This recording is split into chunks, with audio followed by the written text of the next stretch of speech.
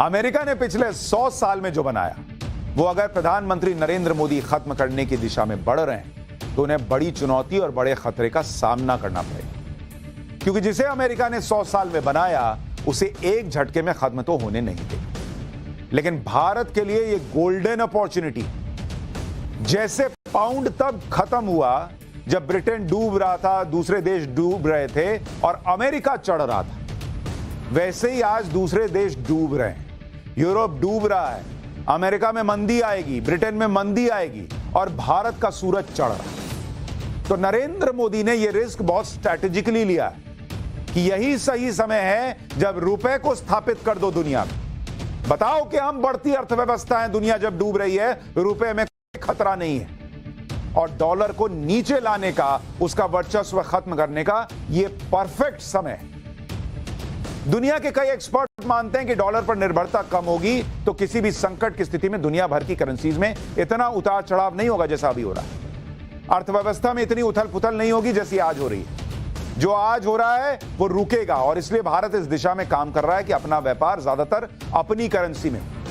भारत न सिर्फ ये कर रहा है बल्कि भारत यूक्रेन युद्ध के बीच लोगों की जान बचाने के लिए भी उतर गया है। दुनिया के लिए इस वक्त बड़ा संकट है रूस यूक्रेन का युद्ध, जिसमें अर्थव्यवस्थाएं तबाह हो रही हैं, जिससे महंगाई बढ़ रही है। और इससे बड़ा संकट यह है कि अगर रूस यूक्रेन का युद्ध ना रुका तो सर्दियों में लाखों लोग ठंड में मर जाएंगे, किसी हथियार की जरूरत नहीं पड़ेगी। ऐसे वक्त में दुनिया को लग रहा है कि अगर कोई रूस और यूक्रेन के युद्ध को रोक सकता है, अगर कोई दुनिया को बचा सकता है, अगर कोई लाखों लोगों की जान बचा सकता है तो वो भारत है। क्योंकि भारत ही तो डॉलर को चुनौती दे रहा है, भारत ही तो सबसे तेजी से बढ़ रहा है, दुनिया को दिख रहा है ना भाई। इसी भारत ने दुनिया को वैक्सीन देकर बचाया ना। दुनिया को बचाने और लाखों लोगों की जान बचाने के लिए भारत उतर भी गया है।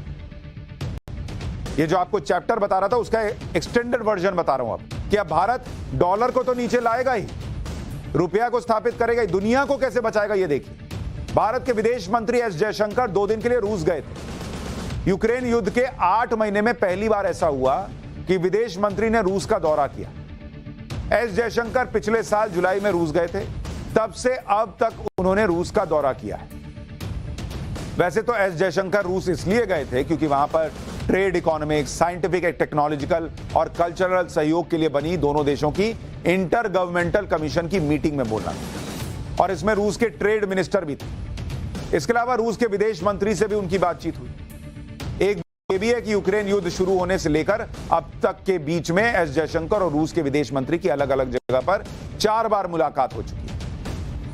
लेकिन भारत के विदेश मंत्री का रूस जाने का जो समय है वो बड़ा इंपॉर्टेंट है, टाइमिंग बहुत इंपॉर्टेंट है, क्योंकि पूरी दुनिया में यह अटकलें लगाई जा रही हैं कि एस जयशंकर का दौरा वो रास्ते निकालने के लिए भी है जिससे रूस और यूक्रेन का युद्ध फिलहाल के लिए रुकवाया जा सके। यानी भारत युद्ध रोकने के लिए अपने तरफ से इनिशिएट कर रहा है। दुनिया को भारत से उम्मीद इसलिए भी है क्योंकि भारत रूस का भी दोस्त है और पश्चिमी देशों का भी दोस्त है। पुतिन के साथ प्रधानमंत्री नरेंद्र मोदी की पर्सनल केमिस्ट्री भी है। दुनिया को लगता है कि अगर पुतिन को कोई समझा सकता है, रोक सकता है, बातचीत के लिए मना सकता है तो वो नरेंद्र मोदी और भारत कर सकता है।